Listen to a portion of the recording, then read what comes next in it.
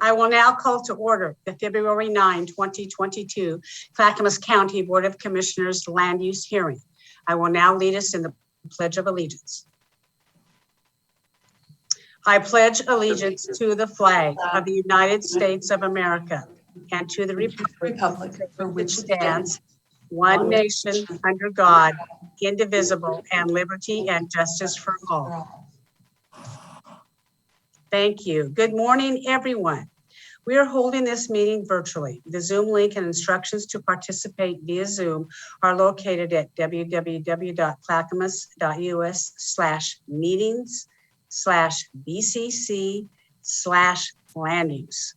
Today, we will consider two separate applications. The first is Z0529-21-Z, an application by Sarah Bailey to apply the historic landmark zoning overlay on property located at 17014 Southeast Oakfield Road.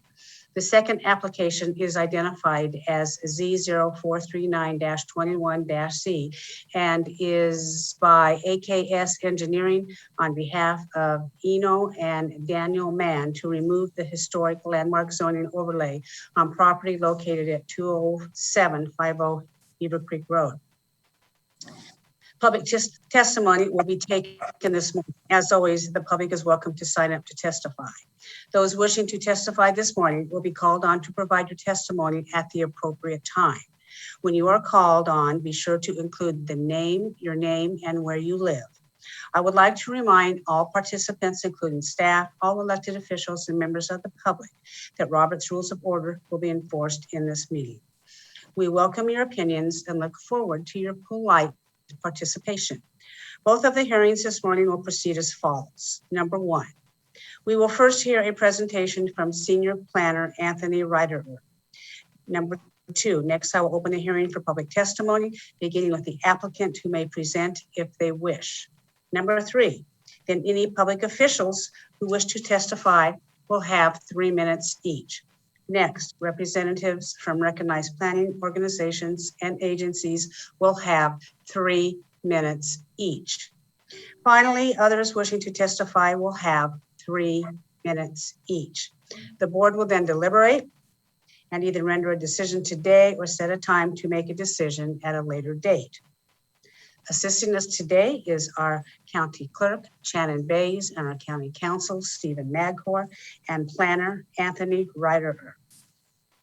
We will now begin the hearing on Z05928-21-C with a legal statement by Stephen Maghor, followed by the planning staff's presentation of the report and recommendation. Stephen, you are up. Yes, good morning, Chair and Commissioners. Now is the time set for the public hearing related to the previously identified historic landmark zone change applications.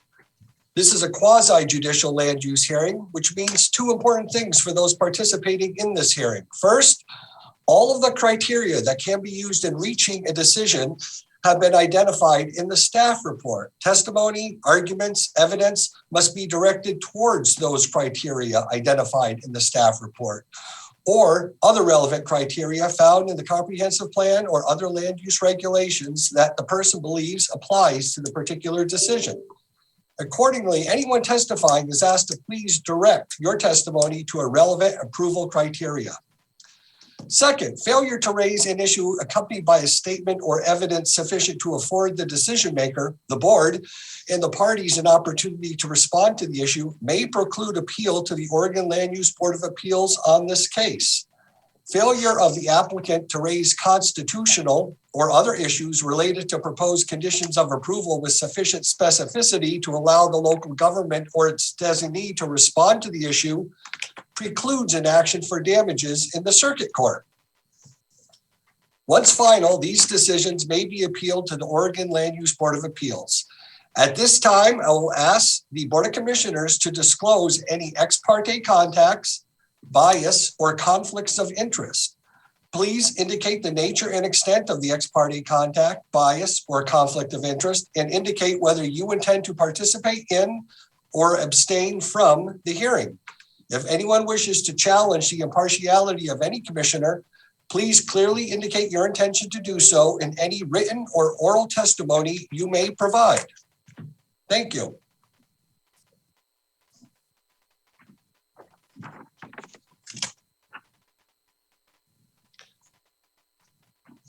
There we go, I'm off mute. Commissioners, does anybody had any contact? Seeing none, Stephen.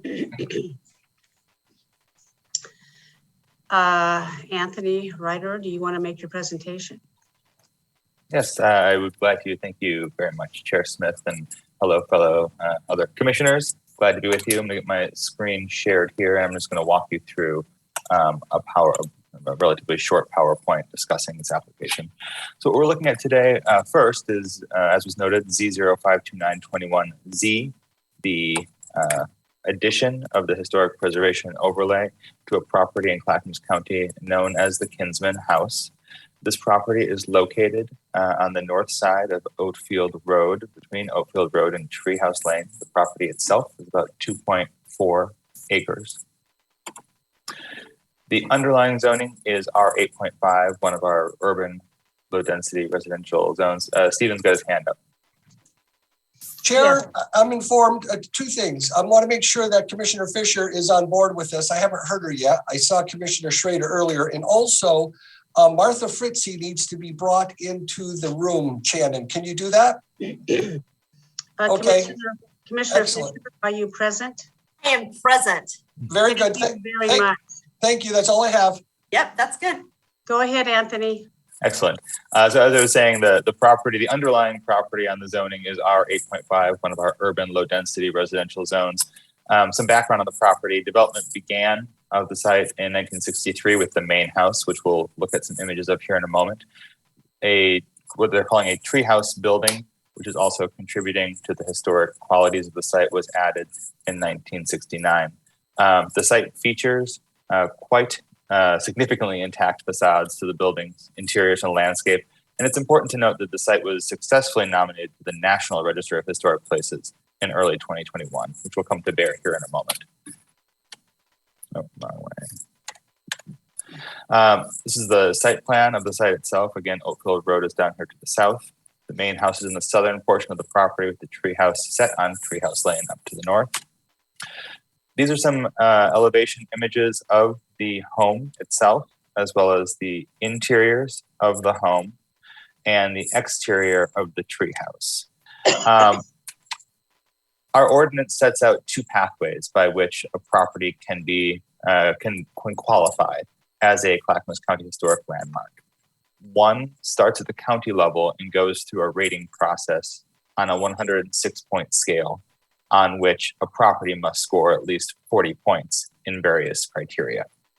The other pathway to qualification is through the relatively rigorous process of being listed to the National Register of Historic Places.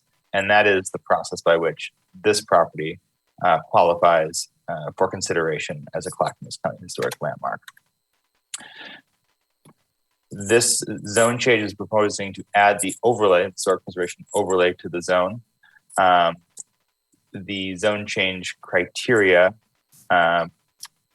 essentially the proposed zone change is consistent with the goals and policies of the comprehensive plan as relates to historic sites, and it's consistent with that on the basis of it being listed to the National Register of Historic Places.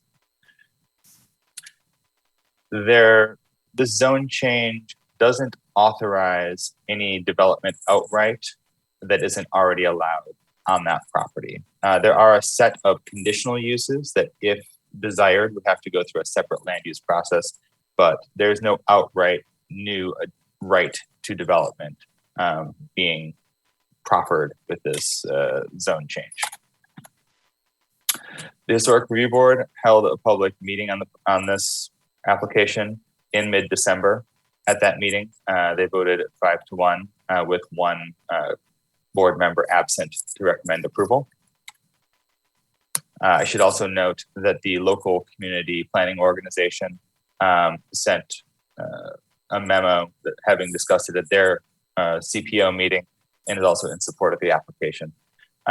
Given that the site is already on the National Register of Historic Places and on the basis of the site architecture and association with a notable local family, staff feels that the overlay zone is appropriate for the subject site and recommends approval of addition of the overlay. I'd be happy to pause there and take any questions you might have for me about the application at all.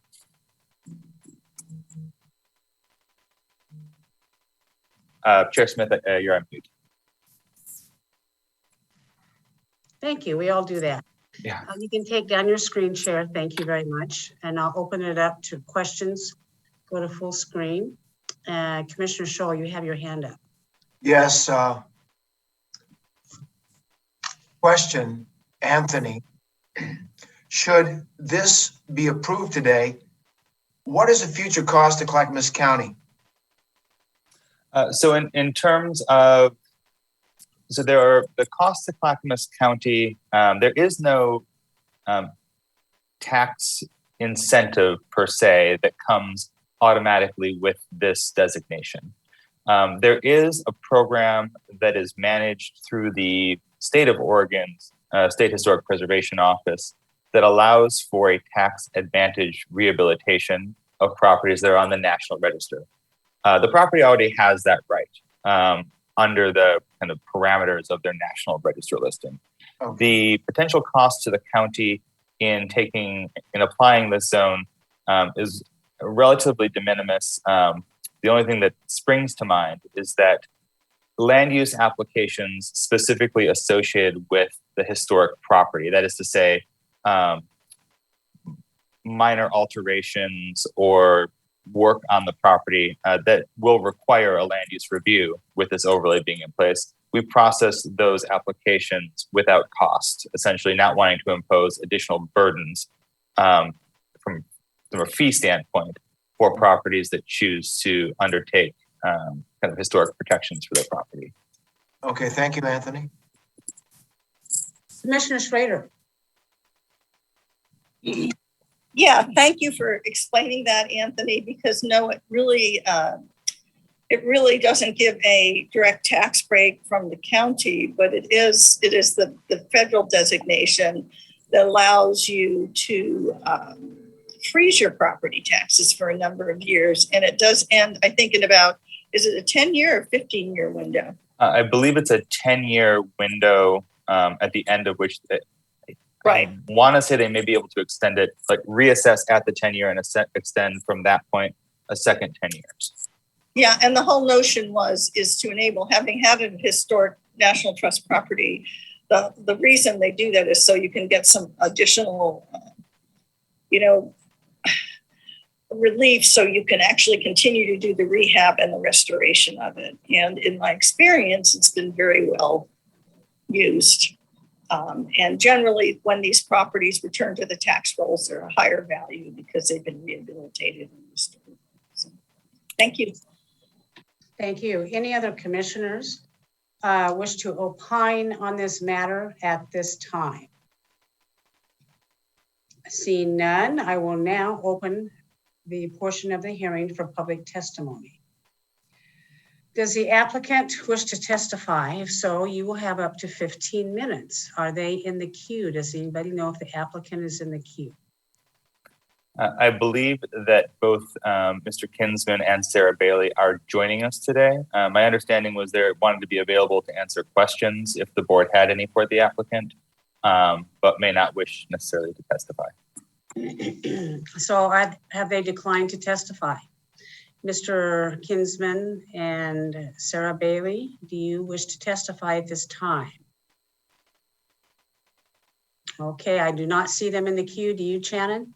I do not. If you want to raise your hands, Mr. Kinsman or Sarah Bailey, Keith Kinsman has raised his hand. Would you like me to? Please bring him in and you will have up to 15 minutes. Mr. Kinsman, please state your name and residence, and you will have 3 minutes. Good morning. My name is Keith Kinsman. I don't see myself on the screen, actually. And I live at 8989 Southeast 42nd Street in Milwaukee. This house was built by my father, and I assisted in the construction of it. And so I'm been familiar with it all through its lifetime. I'd be happy to respond to any questions or comments that you have. And that's all that I have. Mr. Kinsman, thank you for bringing this property forward. I'm quite enamored by it. I would love to have a tour sometime. I, like Martha Schrader, have owned historical properties before. We know what it's involved in it. They're very expensive to maintain. And I'm glad that you're able to do this and preserve this moment in time of the 1960s. It's often an era that has been overlooked for many other reasons, and we don't often think of the 60s as having historic probative value, but I do believe this property does. Commissioner Scholl, you have your hand up. Yes, Mr. Kinsman, I'd like to say you and your dad did some good work. A question for you. Do you still have your building plans for the property? I'm sorry, I didn't hear. Do I have what kind of Yeah. plans? Do you still have the plans that you built off of for this property? Yes, we do. Relatively complete. And did your dad draw those? Yes. Well, He was a builder and learned by experience in the Civilian Conservation Corps and the Seabees, and ended up drawing his own plans and building mostly residential buildings. well, excellent. Thank you very much. Thank you. Any other commissioners have any comments? Mr. Kinsman, do you have any closing statement for us at this time? Not for me, thank you. I do have a quick question. Under the historic overlay, is it considered to be a mid-century modern structure? Sorry, go ahead, Mr. Kinsman. Go ahead, Anthony. I was going to say, I believe the National Register nomination has it listed as a contemporary domestic, but I don't know that it specifically expresses mid-century modern. Okay, thank you. Thank you very much, Mr. Kinsman. We'll continue with the hearing. Are there any public officials present who wish to testify on this? Shannon, do you see any? I do not, Chair. Okay. Are there any representatives from CPOs or agencies that wish to testify? If so, you have 3 minutes. Shannon? I do not see any raised hands. Now we will invite members of the public to testify. Do we have any, Shannon? If anyone would like to testify at this time, please raise your hand. If you are on the phone, you can hit *6 to do so. You will have 3 minutes. Please state your name and your area of residence, and Shannon will moderate this portion of our public testimony. There are no hands raised, Madam Chair. Okay, I will now close the public testimony on this portion of the hearing. Are there any other comments that staff or the board would like to make regarding the designation of this property? Commissioner Scholl. Yes, I find this property to be very unique and special, and I support the staff's recommendation. I will now at this time entertain a motion for approval. I move Michelle, why don't you do the honors? I move we approve Z0529-21-Z as recommended by staff and the county's Historic Review Board. Commissioner Schrader, second. Second. Commissioner Scholl has moved for approval of Z0529-21-Z as recommended by the staff report. Any other considerations or comments on this motion? Commissioner Schrader has seconded. Shannon, hearing none, can you please call the poll? Commissioner Fisher. Hi. Commissioner Scholl. Aye. Commissioner Schrader. Aye. Chair Smith.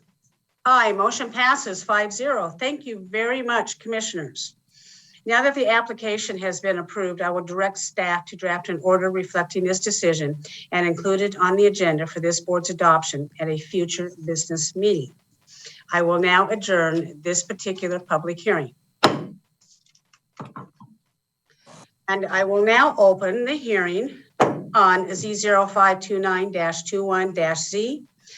The legal disclosure read earlier by Mr. Maghorst still applies to this hearing as well. So we will proceed directly to the planning staff's presentation and their report. And who is up to do this? Anthony, is that you? Please go ahead. Thank you. It is, and just for a point of clarification, it's Z0439. Just because there's an audience member caught off. Anyways, so Repeat that number in full. sir, Z0439-21Z is the application file for the Christian Muralt farm. Thank you. That was a little typo in my notes here. Go ahead. Please make your presentation. Right. So Z043921 relates to the Christian Muralt farm. The proposal is a zone change to remove the historic landmark overlay on this property. Property is set on the east side of Beaver Creek Road, just north of the hamlet of Beaver Creek. The subject property is 56.2 acres. The underlying property is currently zoned RRFF5, along with the historic landmark overlay, and is known in the SHPO, State Historic Preservation Office, files as the Christian Muralt Farm, was designated a historic landmark in Clackamas County in 1991 on the basis of the condition of the home, the unique water tower, and as an intact group of agricultural buildings. Since 1991, the home, water tower, and associated buildings have deteriorated somewhat, suffered removal and partial collapse, significantly reducing the historic character and resources extant on the property. One thing that's important to note is that when this property was originally designated in 1991, it followed that first process that I laid out, where it was scored on a 106-point scale in order to kind of assess its worth and worthiness for preservation. At that time, in 1991, it scored 41 points on the 106-point scale, 1 point above the 40-point minimum threshold for designation. So I just want to kind of highlight that at the beginning of my remarks. This is the site plan on the left from our historic property records, showing the house, the cellar, the water tower, and a garage. The house and cellar remain on the property. The water tower has somewhat significantly collapsed in the interim, and I'll show you images of these. Oh, and the garage, I don't believe is located on the property at all any longer. This is an image of the house from that 1991 nomination document. You can see that it's a blurry old photo, but you can see that it is upright. The bay window is intact. Front porch is there. Windows are all intact. It looks relatively habitable. This is a photograph from the other angle of that property today. And you note that the windows have all been smashed out. The front porch has deteriorated and collapsed, and there's significant deterioration on that bay window.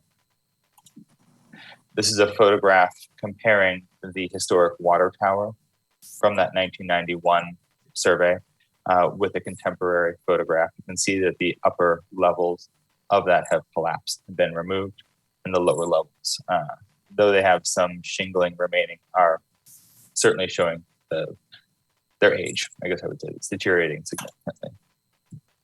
So as I mentioned earlier, in order to be designated, a property must receive 40 points under the required criteria that are laid out in our zoning code.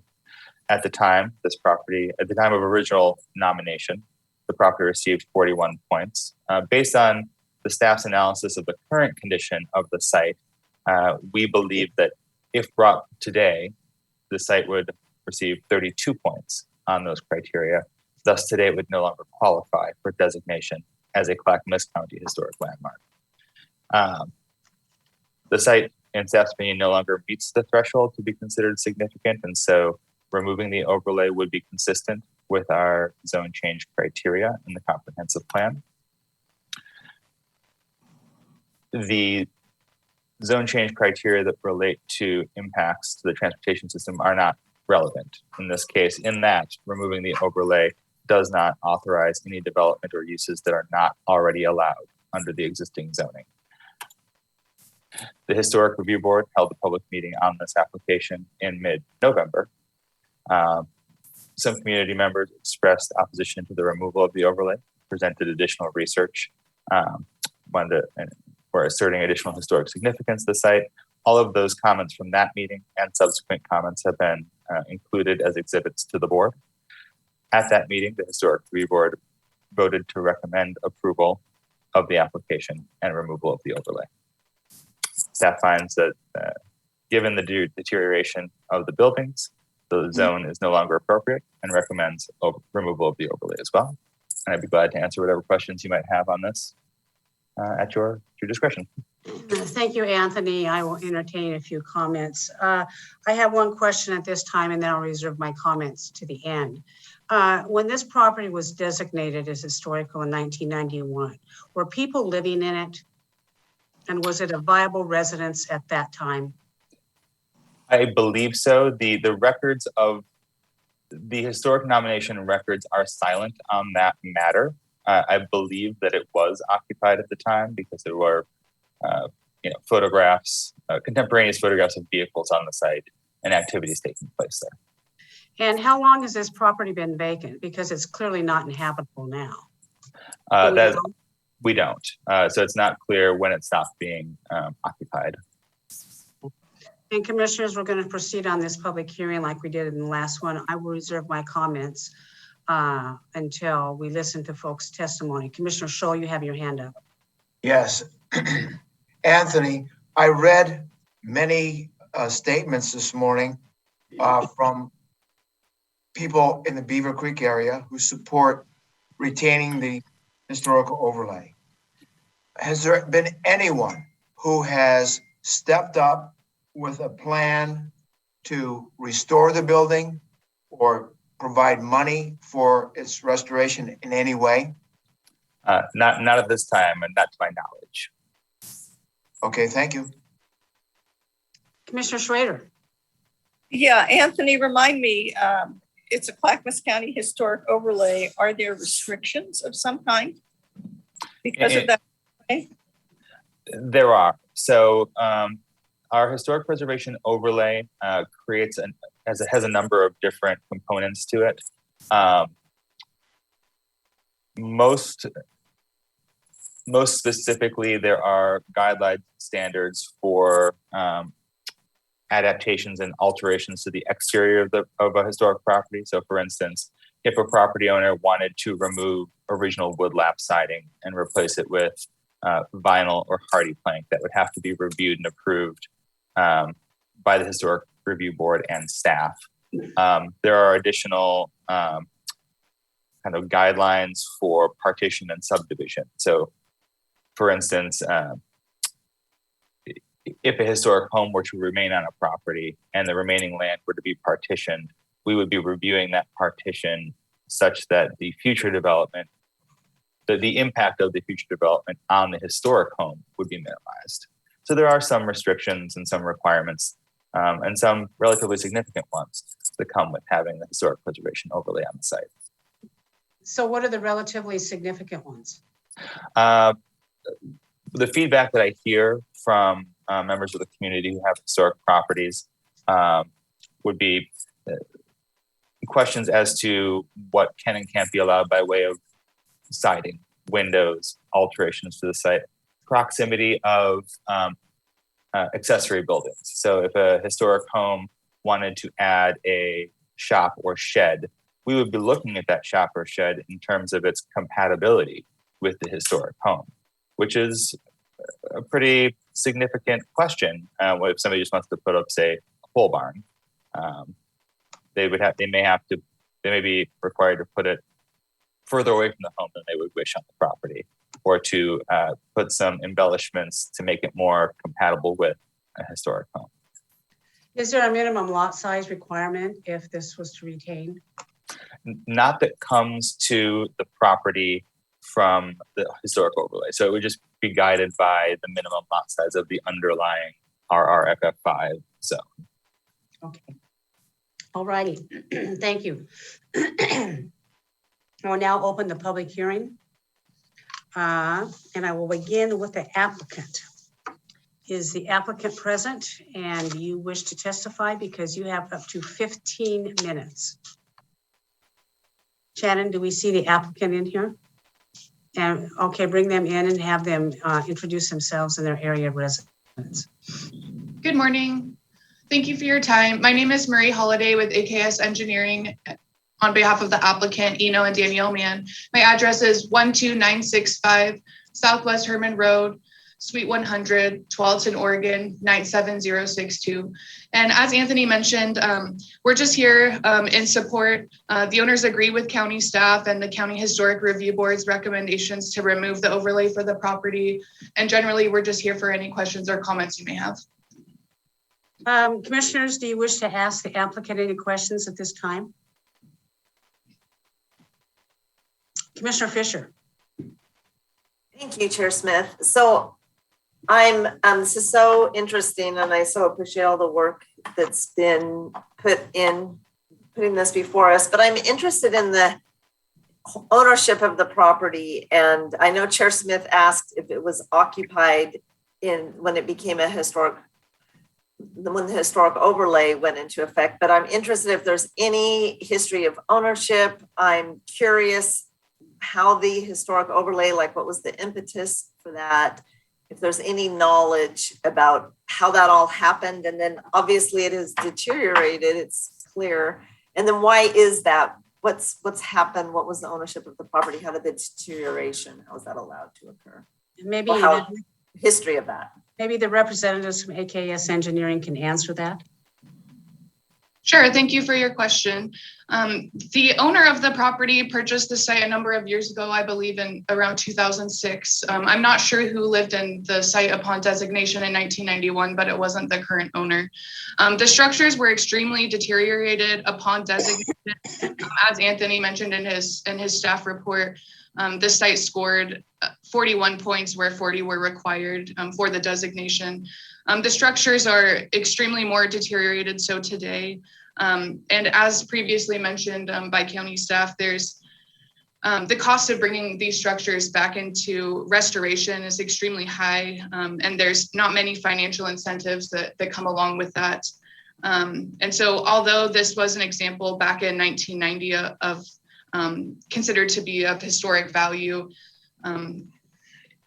the owner doesn't feel that that's the case today, and they don't currently occupy the site, and it would take quite a bit of restoration to be able to inhabit the site today. Do we know how long this property has been vacant? To our knowledge, since they bought it. To our knowledge, since they bought the site in 2006. So it was vacant before they bought the property? We believe so. Okay, all right. We have two commissioners' hands up. Commissioner Fisher, go ahead. And I'm just interested in what the proposed use was when the property was purchased, or the expected use, and over the last, let's see, how many years? From 2006, you said it was purchased to now. And then what are the future plans if the historic overlay is removed? So they bought it as an investment. The owner purchased the site as an investment. As you can see, the site is over 50 acres. And it's currently owned in family ownership. They plan to subdivide the site in the future and to possibly inhabit the house in the future, but upon all of the standards to bring the house back into conformance, it's not very clear that can happen today under the current historic guidelines. Commissioner Fisher, any further questions at this time? We'll have an opportunity after the testimony has been presented. Commissioner Schrader, you're up. Yeah, I'm just curious. I wanted to ask AKS Engineering. So do you have any specialty in historic preservation and rehabilitation? I mean, is that something that you do? Because you're saying that it would be costly to rehab, but I haven't heard you say that it couldn't be rehabbed. And on what credential basis are you saying that? Sure. The owner is a contractor and works in the construction field and believes that the site would be very costly to bring back up.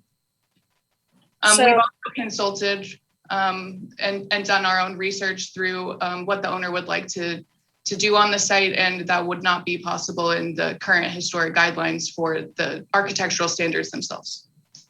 So have you worked with anyone from SHPO at all about restoration possibilities?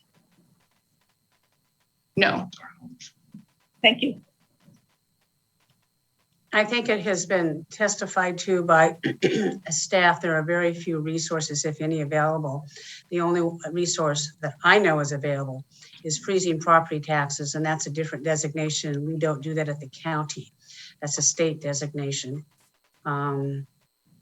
So I have many comments and questions I'm going to make, but I want anybody who wishes to testify to be able to do so. Is there any public official in the chat room who would like to opine on this particular application?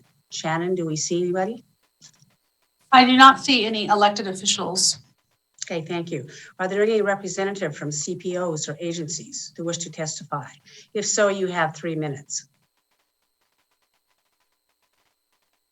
There's no one on the list. Okay, we will now hear testimony from members of the public. Shannon will call the names and you will have 3 minutes. Please introduce yourself and your area of residence. Shannon, you're going to moderate this portion of the hearing. Thank you, Chair. If you would like to testify on this item at this time, please raise your hand. It's at the bottom of your screen, or if you're on your phone, you can press *6. First up is Barry Lindsay and Elizabeth Grazier Lindsay. Please state your names, and if there's 2 of you, please state both of your names and your area of residence. You'll have 3 minutes.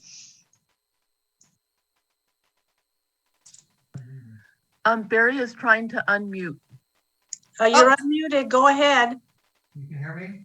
Yes, go ahead. Yes. Okay, yes, great. Yeah, my name is Barry Lindsay, and I live in Beaver Creek, Oregon here, not too far from this site.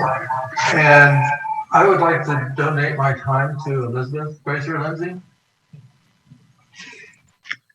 Go ahead, Elizabeth. This is Elizabeth Grazier Lindsay. I live in Beaver Creek. And turning to criteria 1, architectural significance. Barry, can you turn off your microphone? All the elements of the farm complex that were present in 1990 remain present today. And they're in remarkably undeteriorated condition considering the situation. On page 206 of your packet, which would be nice if you could view, there are side-by-side pictures of the house from them and now that I would like to talk to. And concerning what was said before, an older woman was living in the house at the time it was purchased. Despite the neglect, the house is straight and tall. As the 1990 inventory noted, there were few alterations and that remains the case. We can see the projecting bay windows and the original double hung windows. We can see that the roof is straight and that the trim is in sharp condition when we look there at the house. And then we see the opening in the house where the porch popped off. A historical review board member called that sabotage. And you would think the same happened with the windows because on the 2nd floor, they're broken out from frame to frame, which is difficult to do with a stone. The interior of the wall where the porch is popped off looks very fresh and strong. A carpenter said the house is pretty solid. Looking to the cellar, we see that it has a straight roof line and sturdy concrete and wood lines, walls. The water tower, though the 3rd floor has been lost, the 1st and 2nd floors are still intact and largely shingled. a practice that apparently was unique to our area. I say from looking online, I couldn't find any other area like that. The garage is sturdy and it's got concrete walls. And when you look at the picture, you see it has historical construction techniques such as the square bolts.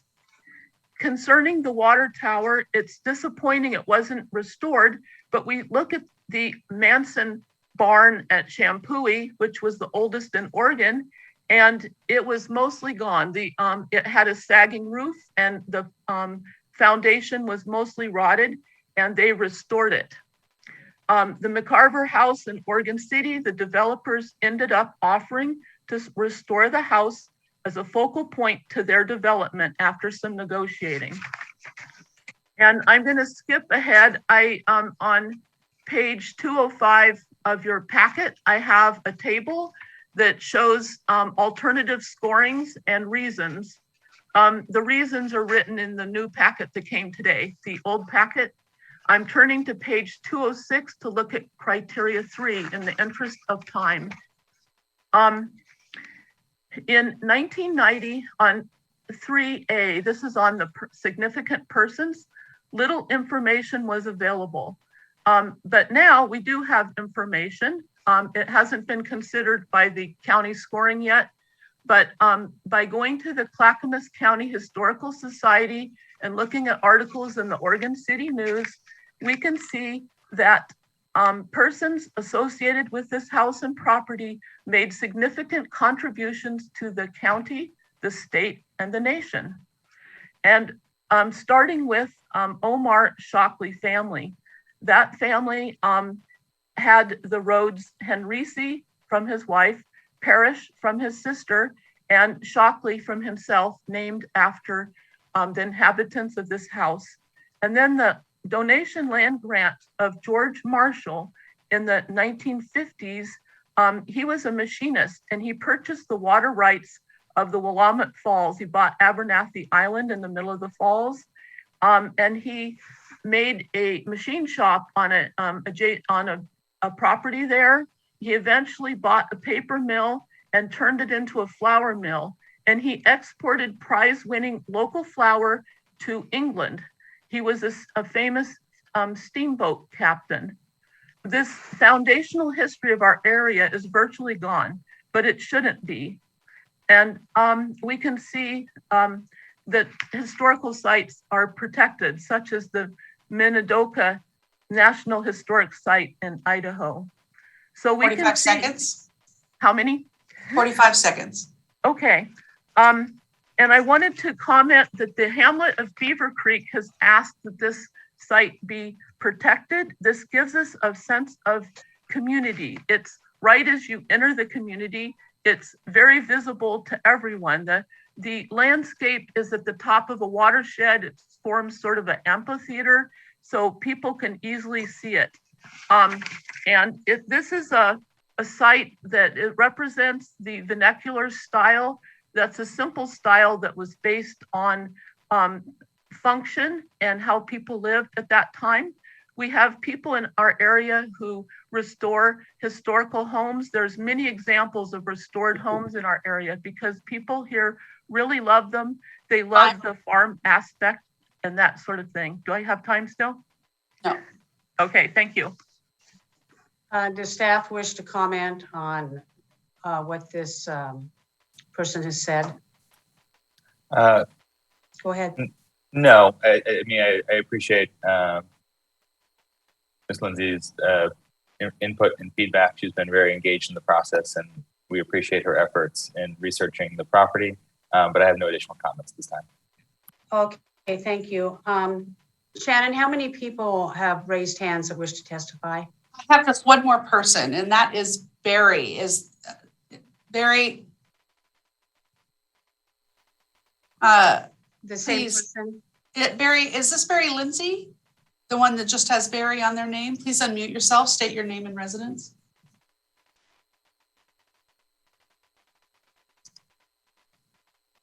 All right, I think it must be the same. He is not unmuting. Okay. So we have no one else on the list at this time, Chair. Okay, we will thank you very much. We will now close the public testimony portion of this. Anybody who knows me knows I have a really soft spot for historic properties. I owned one, as Commissioner Schrader did. And the historic property that I owned in Molalla had extreme significant historic value, and it offered education. I purchased a property in 2004, and it was the first property in Molalla to have running water and electricity. It was significant. It was also a stagecoach stop. It was also the very first library, and they delivered mail on horseback, and all of this was documented. And when I bought the property, it was a very large parcel for being on Main Street in Molalla, several acres, but the barn had deteriorated to the point that you just couldn't maintain it.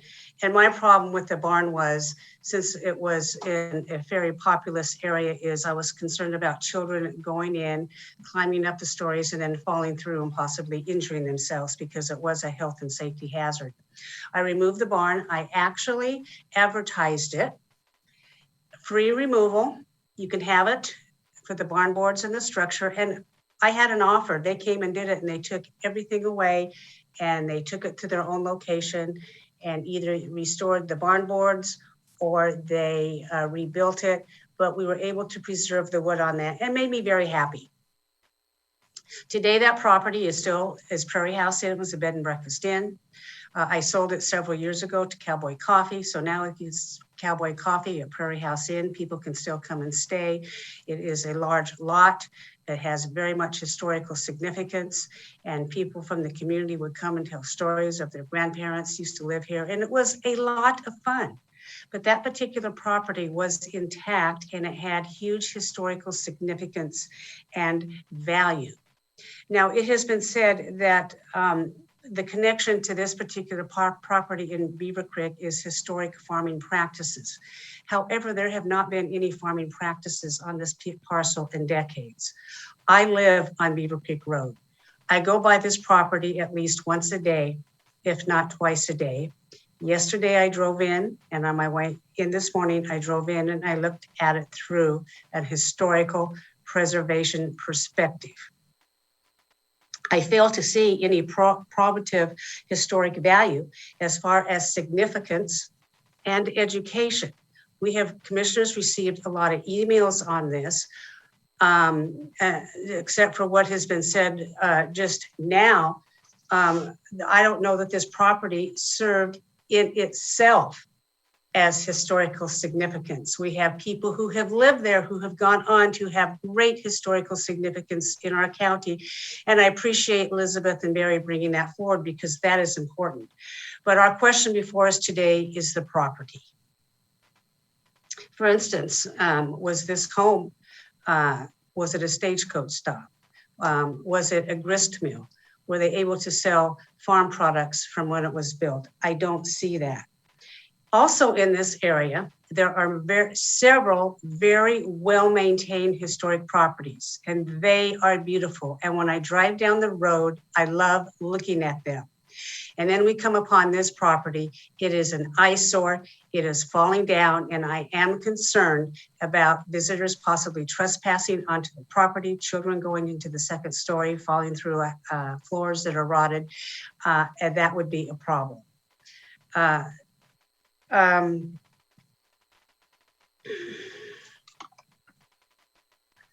The argument for the return of the overlay has not been met and has not met the criteria, in my opinion. I support any efforts in the community of anybody who would like to have this property donated to them, if they want to relocate it to another area, if they want to take the wood from this and probably restore it. There's value in wood, in these old timbers. The property that I owned was old growth timber up in the hills of Molalla at that time, was very good. And I suspect that some parts of this house and property has historic old growth elements to that. And it would be a shame if those were just burned. I would hope, since we've had so much compassion and testimony from people in the area, that they could find a way to work with the landowners on this. It's 32 points. And I think the history of this area will be maintained, like I say, through the present properties. The testimony said that the buildings are still present. All the buildings are not still present, according to staff presentation today. And I was able to go out and see some of those. And so it is not in its original condition. It's a sad day when historic properties are left to deteriorate, but it is not the responsibility of the present landowner who let this property deteriorate. It was the people who applied for the original historic designation that did not have either significant resources to do it or decided they were in over their head and let the property go. We do not know why they wanted to have a historic destination in this area. Maybe at the time there could have been funds available, but there are no funds available now. So in my vote today, commissioners, I'm going to support the staff recommendation, but that is me. I'm sure my commissioners would like to opine on this. I see one hand raised so far. Commissioner Schrader, you're up. Thank you, Chair Smith. And I certainly know what it's like to own a historic property. I restored a 1910 windmill, 1910 arts and crafts style farmhouse, and a 1904 barn that is a Western style barn that is quite unique. And at the time when we were doing this, we had significant help from the staff of Clackamas County. And in terms of being a certified local government and actually applying through the state of Oregon for grants for rehabilitation. Also, they offer dollars for restoration of the barn. Have we been active, staff, as a certified local government in terms of asking for resources through our historic preservation program? Question number one. And number two, we have an entire inventory of historic structures. I think it's been digitalized. Where is all that information? Who is following it? And are you actively, the way we did back in the 90s, the way the staff did in the 90s, kind of actively being helpful for preservation issues? Or is that fallen by the wayside? So I've been with the county for about 4 years now. I was hired 4 years ago. We haven't pursued grant funds from the State Historic Preservation Office during my tenure. I don't know, I couldn't speak to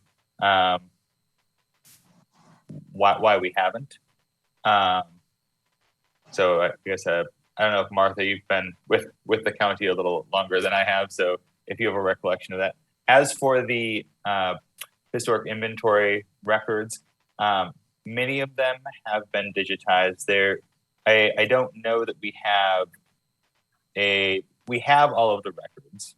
All of the paper copies are in our planning division library. Most, if not, well, all of the 1990s inventory materials for locally designated properties are scanned and uploaded with the land use files associated with those nominations. However, there is a much broader,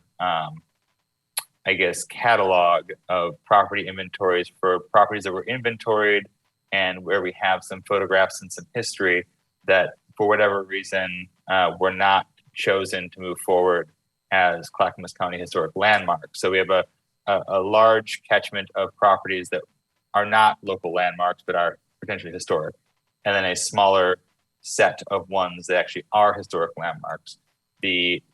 That smaller set would have all been scanned and uploaded through their designation process.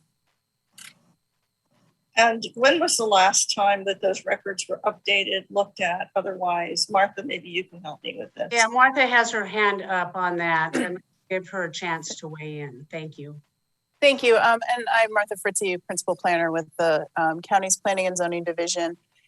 I have been here a little bit longer than Anthony, about 15 years. And when I was first hired, even 15 years ago, we had at least one sort of dedicated staff person doing historic preservation work.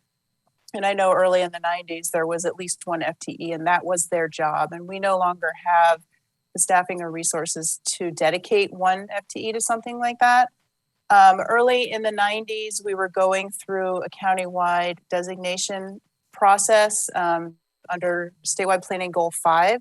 And that's the planning goal that historic resources are protected under. And that was a very big effort at the time. That's when a lot of these properties were designated. And since then, it's a voluntary process. And so like you saw in your first hearing today, an applicant comes in and applies for the designation. It's voluntary. We don't apply these to property owners ourselves. We don't go out looking for historic properties. If somebody comes in and asks, then we process it as a zone change and put the overlay on if it meets the criteria. And then as far as the inventory, we do have a huge volume of paper in our library. I do believe, Commissioner Schrader, that the state office, the SHPO office, also has copies of our inventory. And I believe they might be available online. I'm not sure though. Commissioner Schrader. So I guess my question is that was a function of the county. I remember it actually in the 90s through actually the middle of 2010 or so, I believe, maybe longer, that we actually were actively aiding and helping people to move ahead with designations if they voluntarily showed, that they wanted to. They had to meet the criteria, but because of staffing issues, we no longer have that function really in our portfolio. That's true. Of course, we're happy to help somebody if they have questions and want to go through the process. But early in the 90s, it was a concerted effort to go out and create an inventory and go look for these properties. And we are not doing an activity like that. And quite frankly, I don't know if there's any funding available for that type of activity anymore. Okay, thank you. Stephen Maghor has put in the chat. Our attorney says county has about 300 buildings listed as historic landmarks and listed digitally on Oregon Historic and Sites database. And he lists a link. It's called heritage.prd.state.or.us historic. So if you want to take a look at those. And Martha, I know what list you're referring to. It's county properties of historic significance. And mine property that I referred to was listed on that historic significance. And as was yours probably, yes. Any further questions, Commissioner Schrader? Just one more clarification, and that is that with the historic overlay, it really doesn't have anything to do with the interior, at least my notion was, of the home. It really is exterior architectural pieces that have an overlay about how you would rebuild, redesign, or build another structure. So I just wanted to clarify that. Anthony, do you have your hand up? No, I was just going to agree. That's correct. Basically, the overlay stops at the inside of the building envelope. So any interior change that might have an exterior impact, changes of window size or placement, would be reviewed. But a kitchen remodel with no exterior impact wouldn't come before us. So final question: what is the process for demolition? Isn't there so in other words, if we remove the historic overlay, it would be gone. But even with the historic overlay, people can demolish the property. It's just a process that people go through. Is that correct? That's correct. And I can kind of walk briefly through that process if it would be helpful. The demolition process in our ordinance, demolition of historic properties is certainly a reviewed element within our overlay zone. We would typically go through a very similar process in terms of determining the historic value or merits of a property using that same original rating scale and go through the same rating process that we would look at as we have with this property. Even if a property were in the most pristine of condition, our ordinance does not have an end-all be-all ability for the county to prohibit demolition. The strongest action we can take on a property is to require a stay of demolition to allow additional time for a property owner to find an alternative use, whether it's relocation or either to another owner or to another site on the property. But there is no ironclad prevention, I guess, for So demolition. Anthony, do the property owners need to apply for a permit to demolish this? Currently, they would need to go through the historic review process and apply for a building permit for demolition. With the overlay removed, they would simply come in for the building permit for demolition. The building what?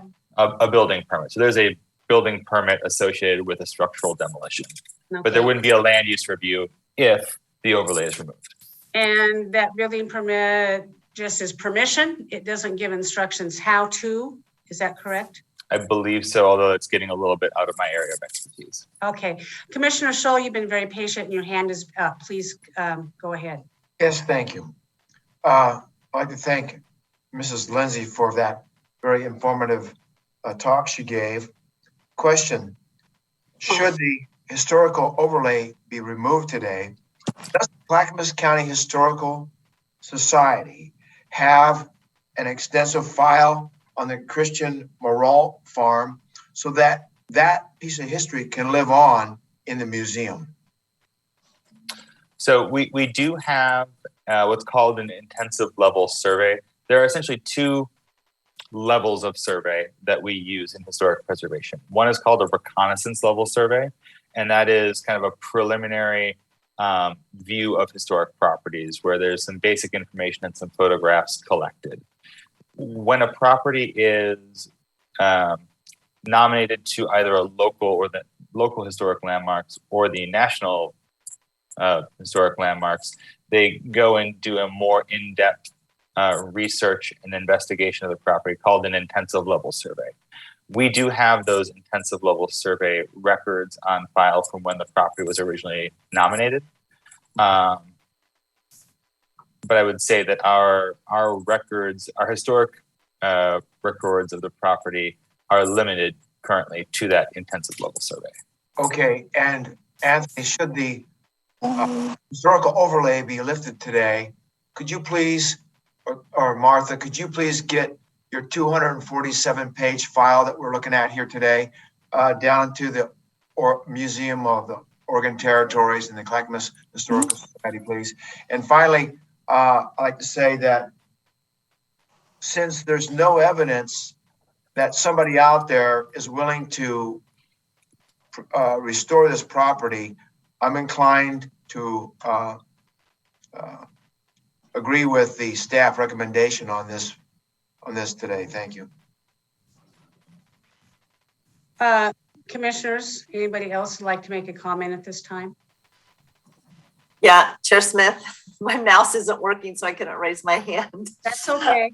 I want to understand, so at some point, just not if I'm correct, in like 1990, 1991, a historical overlay application was made similar to the process that we just went through, and it was granted with a score of 41. And then in 2006, it looks like Eno and Danielle, I don't know if I said that right, Mann purchased the property, and they have their address listed as the property of the site, which can't possibly be true because nobody lives at the site. Do we know where they are from? I do not. So the actual, although they are the property owners for the site, the applicant on their behalf has been AKS Engineering. So the applicant of record they are the owners and the applicant of record we have the address for, but not necessarily the owners. Okay, and then the applicant had said that they are looking to subdivide and develop the property. What change would occur? What's this zone for? I know it's a big piece of property. I'm not sure if it's high value farmland or what is the potential future for this piece of Sure, property? absolutely. So the property, the underlying zoning on the property is our rural residential farm and forest 5-acre zone. So it could be subdivided, potentially subdivided into 5-acre residential lots. And that's actually true today as it would be in the future. So they could theoretically subdivide the property as it exists today. It would simply have the overlay on it, and then that subdivision would need to go to the Historic Review Board. And perhaps more consequentially, every single piece of new construction on that subdivided land would need to go to the Historic Review Board because the overlay applies to the land. Mm-hmm. Okay. The piece that concerns me is you have speculators come in, buy up rural properties that have a historical designation. I'm not sure if that reduced the market value, if they got a very good deal on it. I don't know. But then you let the time go by and let the structures deteriorate. And then it's just, I just don't like it. I don't like the way that this feels. It just feels wrong to me. I would really like more information as to, I know I didn't go out to the property. Maybe if I did, I would say, oh my gosh, this just needs to be torn down. Chair Smith did. She has a strong opinion. Elizabeth, who lives out there, and the members of the Beaver Creek Hamlet and the testimony that we have are very much wanting to preserve. And I don't know, we didn't hear from other folks from Beaver Creek Hamlet. I would like to know, is it, and I know there's just a heart and soul in the area to preserve the beauty, the rural landscape, but sort of the heart and soul of the area. Is that what we're concerned about mostly, or is it that this structure has such significance that it should be restored? And if it does, then why hasn't, like Commissioner Schultz said, hasn't someone stepped up to do that? Those are just all my questions, and I don't know that we can answer those today, but those are what's percolating in my mind as I review this. Well, we've been asked a certain question, and the criteria has been established for us to make a decision. The criteria has been established in county code and law, and to remove it. So I think that there's been ample opportunity for the hamlet and the residents in the area to weigh in on this. I was hoping that somebody would step up to the plate and take more responsibility in either helping restore the structures or providing some function or removal and restoration at a different site. And that has commonplace. Like I said, I was able to do that with an old barn of mine. I think that the property owners are within their rights to do so. They are not breaking the law. The fact that they want to develop it is within law. They're not asking for a zone change to develop what they own. In this area, Commissioners, drive out there. It's a great drive out to my house.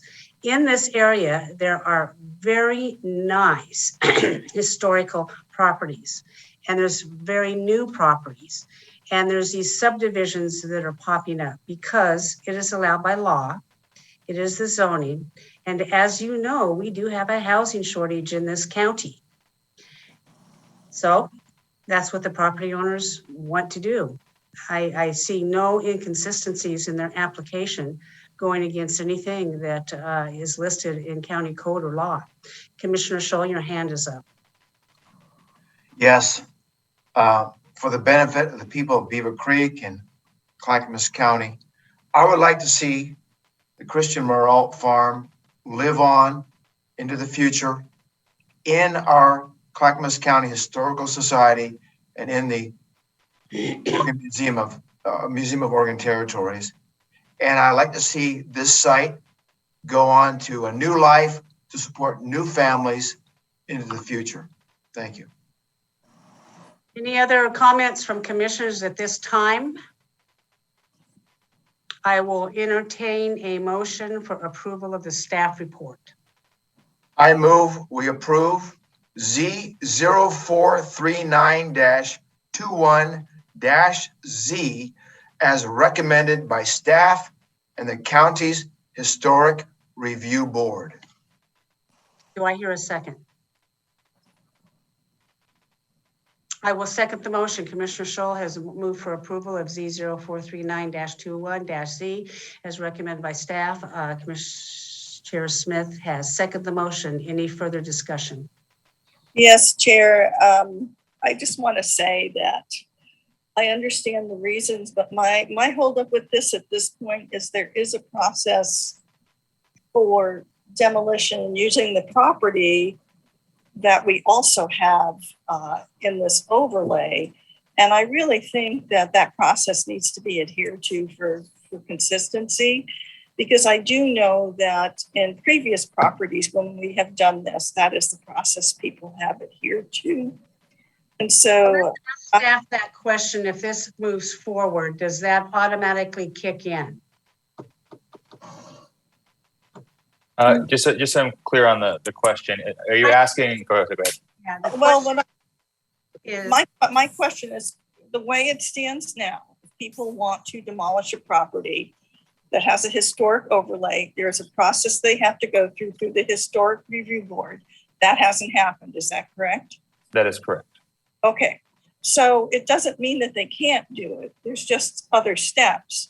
And I'm just thinking of the consistency of how we do this, in that other folks that have demolished historic properties for good reasons, I get that. That's not what I'm saying, have had to go through that process.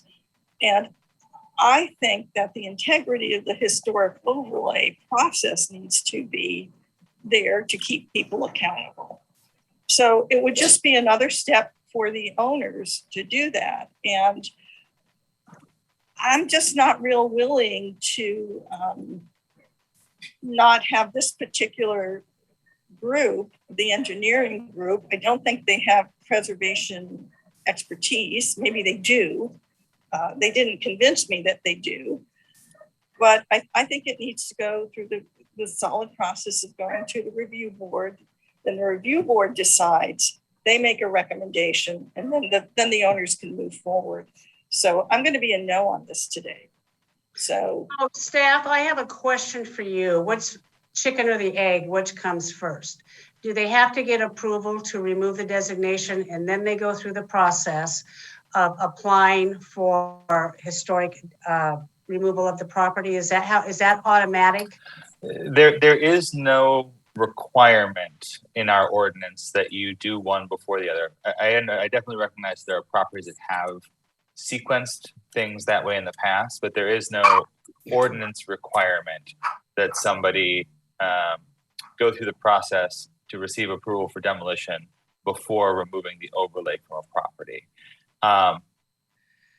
Okay, Anthony, that's fine. What if we amended the motion to make that happen? Stephen Madcore, is that possible? Yeah. You can always amend a motion, but amend it to make what happen though? Well, if this property is going to be demolished and removed, that they go through the Historic Preservation Board. Is that correct, Martha? Yeah. What is it that you exactly want? What I want them to do is, I want them to do what previous owners have done on historic properties and have them go through, it's a process where they get the overlay removed because of the deterioration. Because right now, if we vote now, they can automatically get a permit. If we say no now, they'll have to go through the Historic Preservation Board. My sense is the board will probably look at it and say it's, whether or not they can restore it or not. And it's just the consistency of how we manage these, I think, is what is my holdup is. So I think that you have made an assumption that people of historic properties have gone through the review board to demolish them. I don't see, based on staff's testimony today, that is necessarily true. Commissioner Scholl, you have your hand up. Yes, in all this paperwork here, it's evident that the County Historic Review Board has looked at your concern, Commissioner Schrader, and they have not made any recommendation to that. Our recommendation here today from the County Historic Review Board is to lift this historic overlay with no other encumbrances or requirements for the demolition of the property. So I, again, recommend today we move along with staff's recommendation and allow the property to find a new life. Thanks. So I have a question for staff because I did serve on the Historic Review Board in the past. And usually these things came before us to say yes or no. So what staff is telling me right now, my understanding is the Historic Review Board has already said no, they don't have to go through a further process. Was it and I'm sorry to ask this, but I need to know, was it a unanimous vote of the Historic Review Board? It was. Or was it? No, hold on, let me look at my notes quick because I may have it wrong. I think it was one dissenting vote. Yes, that's correct. I apologize. There was one dissenting vote.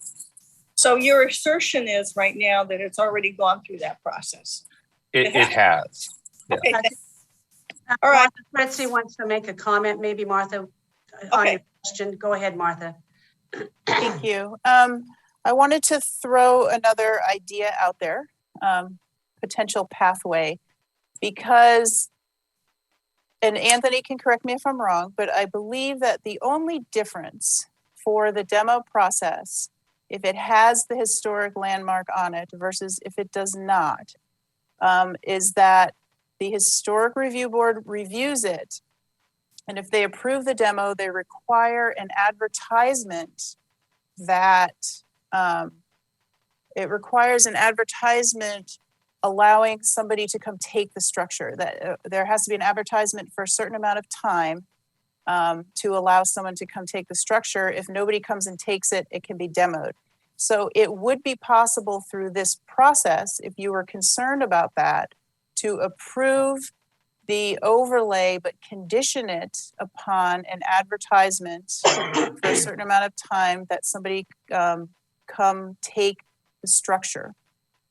And that way it wouldn't have to go back through the Historic Review Board to review the demo after the review board has already agreed that this does not meet the standard for designation anymore. Okay. It would save some time potentially for the applicant, I think. That sounds very reasonable to me.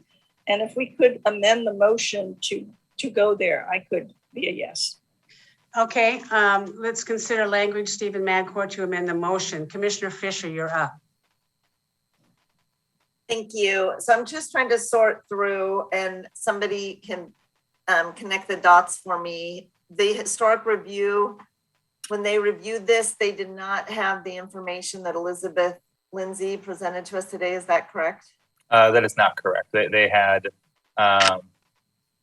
essentially, not essentially, they had the full benefit of her historic research in coming to their evaluation at the HRB meeting. Oh, they did. Okay. They did. I just wanted to know about that because it's confusing. Some of the exhibits have all these different numbers and I am assuming exhibit 7 that she presented is her own evaluation of the criteria, the scoring of the criteria. It is. And that the Historic Review Board reviewed all of that because the historic persons part of it is very interesting and persuasive. And so I'm just wanting to make sure that the experts that did that were present and reviewed all of that information. And the people factor is one of the most interesting components of this history. I would agree that will live forever. And but we're not asked today to consider the significant importance of people. We are asked today about an overlay of a piece of property. Now, Commissioner Schultz, would you be willing to amend the motion? And Stephen Madcourt, can you offer up some language for that? Sure, Chair. It would be something along the lines of to move to approve Z043921Z as recommended by staff with the condition that the property be listed as available for somebody to move or retrieve or relocate or dismantle prior to demolition. Words to that effect, Commissioner Schrader? Is that correct? And advertise for a period of time. What would be a reasonable period of time? Martha? I can't open the zoning ordinance right now while I'm in this meeting, but if we could, you can either set a period of time that you think is reasonable, or we can defer to the demolition process that's outlined in section 707 of the zoning code and use that time period. And I believe Anthony might know that time period. Anthony? I do. Let me get my hand down. There is a process laid out in section 707, which addresses the time, place, and manner of the different types of advertisement. It's in a local newspaper and a regional newspaper, and posting a sign on the site for a certain period, and then maintaining a list of anybody who has reached out to express interest, whether or not they move what forward. that time period is, Anthony? I believe. You know what? We'll take some time here. If you want to look that up, staff. Yeah. We're not in a hurry. In the meantime, Commissioner Fisher, your hand is up. So I just want to make sure I understand what Commissioner Schrader said based on her experience of being on the Historic Review Board. Just made a lot of sense to me.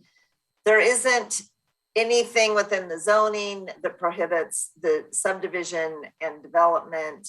If this went back, if we did not approve this today and it went back and it went through the Historic Review Board, they would go through the process. It's laid out in the code, and they would be the ones to help shepherd this through. I would be much more comfortable with that, because from sitting here, I don't have I have conflicting information just about the demolition of the structures, and I would not want another set of eyes based on that. That would be my preference. I appreciate this structure that Commissioner Schrader laid out, and that makes me feel most comfortable. Commissioner Shaw, your hand is up. Yes, Anthony, for the motion, would a period of 90 days suffice? It would, and that is based on the idea that in our ordinance, what's really prescribed is the applicant is required to advertise it in what's called the pre-application period. So they advertise it and demonstrate that they have advertised it in advance of making application. Okay. 90 days, I think, would be sufficient to determine whether there was interest. Chair Smith, I'm ready to restate the motion. Go ahead, Commissioner Shaw. I move we approve Z0439-21-Z as recommended by the staff and the County Historic Review Board, with the condition that the property be listed for removal and advertised for a period of 90 days, to include a sign to that effect posted on the property, period. Okay, I will second that motion as the original seconder of that. Commissioner Schrader. yeah, just one more comment. One of the things, this is a sad day when this kind of thing happens. And I think I feel a lot of almost kind of grief stricken over the fact that we had all this capacity back in the day. And, with staff, various staff who I used to know leaving, that kind of thing for historic preservation has kind of not been part of the portfolio. And I'm not criticizing staff at all. It's just that just hasn't happened the last few years. The reason why I will vote yes is the property does look, for me, it does look like it's in pretty bad shape.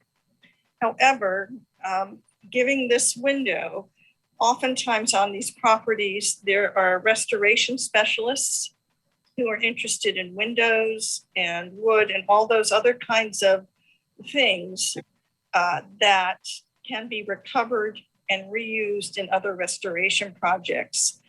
And I would like to see that window of 90 days, either having the structure moved or having someone go in to see what can be recovered for future use in other homes and other rehabilitation projects. So I would too. I am, like I say, historic structures have a soft spot and they don't make parts in wood like this anymore. Commissioners, I'll remind you of that historic log cabin that was discovered in the woods of Molalla recently. That is supposedly from Russia. It's probably the oldest structure in North America. That was moved from its original location, and somebody took it in. They were able to raise funds for it because it was not suitable at its original discovery site. So maybe something like that can happen. And I appreciate us being able to go down this area. I appreciate all of the testimony from the Beaver Creek CPO. Those people obviously have a very soft spot in their hearts for their community. Compassion and passion is always a wonderful attribute to have. And I appreciate the time that they have spent in opining on this. Commissioner Fisher, your hand is up. Yeah, I just wanted to double check. I may have misunderstood something. It's my understanding today that if everyone votes yes, the historical overlay is removed, and then there'll be a notice process and a delay, and then it can be demolished, but it wouldn't have the opportunity to go back for that restoration to continue it as a historic property, like Chair Smith mentioned with the Molalla. Well, yes, it will. Yes, it will. It would have that opportunity to be restored, possibly at another site, or is really up to the property owners after they have heard what's gone on today. They would have an opportunity to do that. Probably not at this location. Yeah, the issue is too that it would be able to recover anything that might be of any significant architectural detail for reuse and restoration. That's, again, I would prefer, never to say never and see the site rehabilitated and not go there. But I think what has swayed me is the fact that the Historic Review Board, we had one dissenting vote. If the Historic Review Board had been, their input already, I think, is kind of swaying me that even they are feeling that the possibility of rehabilitation isn't there. So, which is makes me very sad, actually. Well, if we advertise it, or excuse me, they advertise it, we won't. Yeah. Bring attention to it. Let the Historical Society know. Let the other folks who are interested in this know. There's a Rejuvenation Inc. in Portland. Remember that company there on MLK Boulevard? They have building materials, and maybe they're interested in it.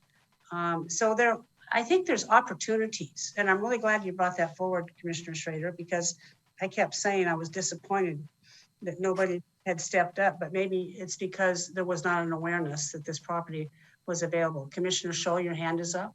Yes, Commissioner Schrader, your yes vote on this motion today is going to reflect your sensitivity to preserving that piece of history as best as possible. Okay. And again, it's a little bit more of a concern that we extend in this motion than the County Historic Review Board had presented today. So yeah, I think we're being sensitive and in the best way we can so that everybody is going to win on this. Thank you. Commissioner Fisher, and then I'm going to call for the vote. Yeah, thank you, Chair Smith. So I know that what happened at the Historic Review Board is summarized in the staff report, but I am not seeing in the exhibits any minutes or what discussion they had or what evidence they reviewed. Am I just not seeing that in the exhibits? I have 7 exhibits here. So it was quite a long meeting. There's a lot of discussion. What we have posted back to the website was the audio recording of that discussion. I can tell you specifically that the information presented by the Lindsays, both in terms of the structural integrity of the building and the historic research, was discussed at some significant length by staff and the historic review board members. Commissioner Fisher, would that change your mind or change your vote at all if that was present?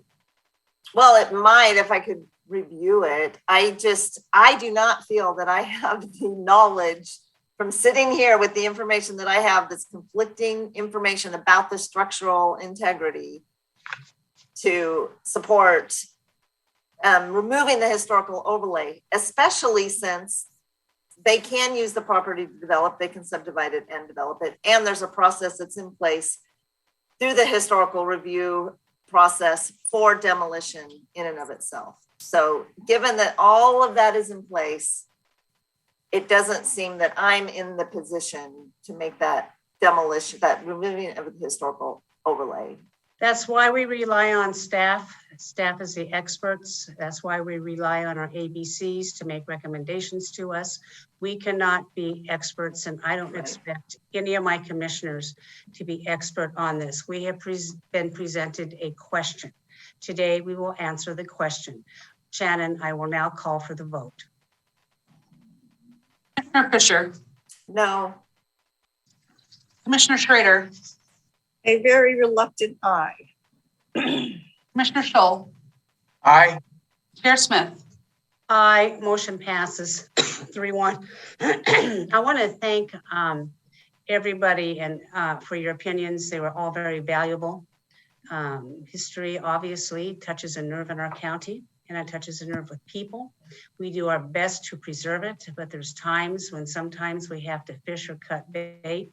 This is one of those opportunities, unfortunately, where we had to cut bait through no doing of our own or through no doing of the current property owner. That's my opinion. Commissioner Scholl.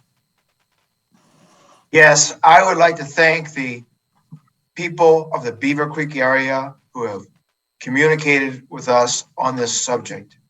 But I'd like to also say that when it comes to the museums of the area, money's tight. And although we might not be able to preserve this Christian Morault farm, money that we do have will go on to preserve other sites for future residents to appreciate. But we cannot save every property. There's just not money out there for it. Thank you. Thank you, Commissioner Scholl. Now that the application has been approved with amendments, I will direct staff to draft an order reflecting this decision and include it on the agenda for this board's adoption at a future business meeting. I would like staff to come back and give a report to the board what the future future of this property ends up being. I would like to note, commissioners, if you don't mind, what kind of success they have in their advertising efforts. If somebody is able to come in, that's going to be many months down the road, but I would be very curious in that. Any further, council, do you have anything further for the board on this?